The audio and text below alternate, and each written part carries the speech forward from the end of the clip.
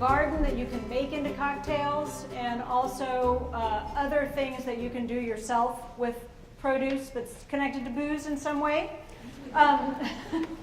Like, what else would you do with it? So this is my book, The Drunken Botanist, and what I wanted to do with this book was I wanted to talk about all the plants that go into the bottles behind the bar. So I started with things like sugarcane, which is used to make rum, and corn, which is used to make bourbon, and agave, which makes tequila. So I start with all those plants, the plants that are actually fermented and distilled. And then I move into all the plants that might be added somewhere in the process to make the spirit taste different. So juniper in the case of gin, or orange peel in the case of curacao. So I look at all of those plants, all of those herbs and spices and things. And then the part 3 of the book is about things you could grow in your own garden to mix into a drink in the final stage of preparation. So what I wanted to do was to grow a lot of the plants that you can use to make a drink. So I did. I have a great little cocktail garden in my own at my own house. And as I started getting into these plants, I realized there actually are some very specific plants that are particularly useful in cocktails and go beyond the ordinary edible plants that you might think about.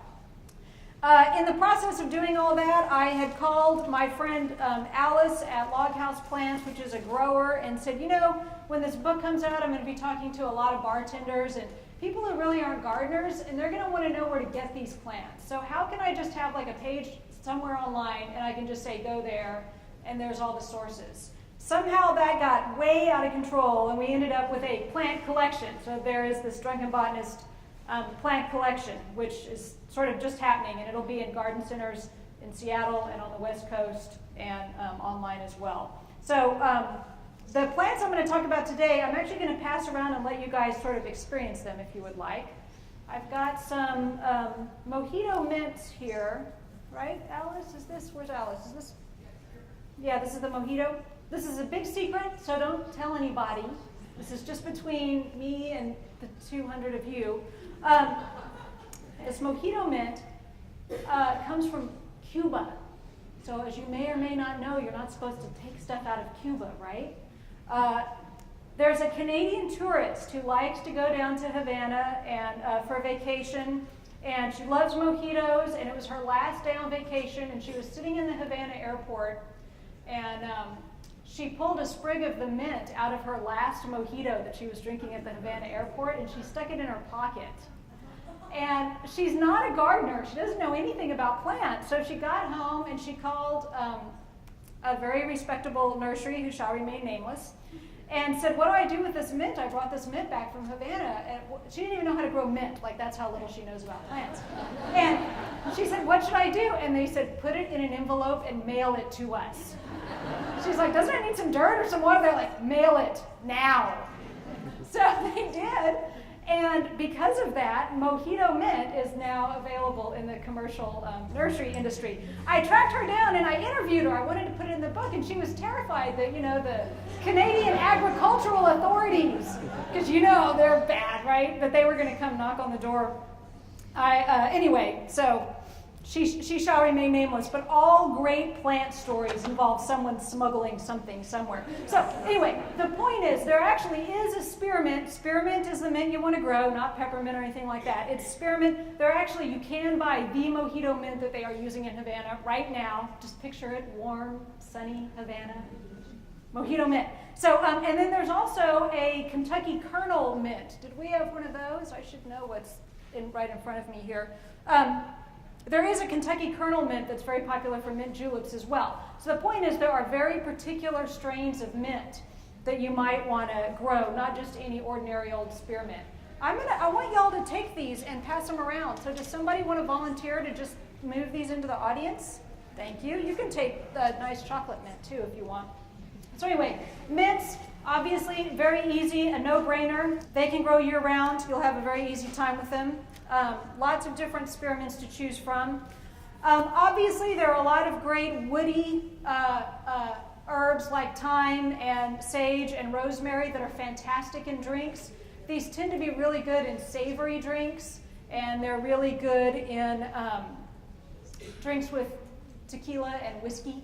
So one of the fun things we did with this whole plant collection is that we came up with like, all right, what are 6 plants that go well with tequila, and what are 6 that go well with rum? And then I had to figure out recipes that used all of those plants and that spirit. This is what passes for research in my life. Doing this kind of stuff. That's work. No, honey, I'm working. The kitchen is all liquor bottles when my husband gets home. No, I was doing my work, my job that I do.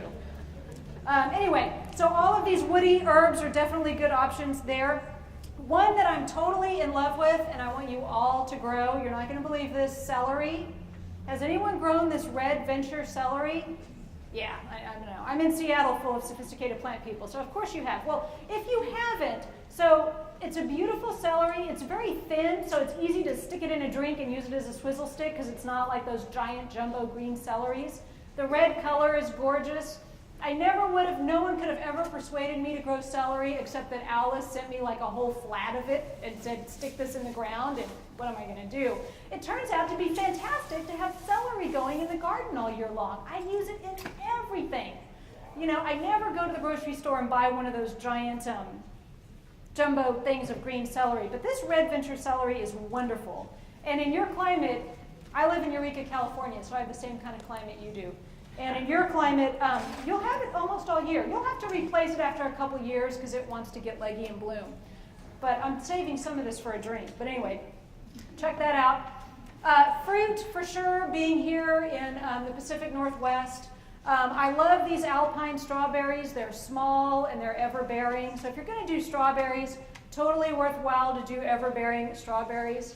And then also, you know, you guys being here, you can do lots of blueberries and raspberries. Black currants to make your own cassis. You, as can I, we can grow sloes, Prunus spinosa, which is what sloe gin is made from. Now, when I say that you can grow sloes, that's not to say that you will grow any, because they're incredibly hard to find.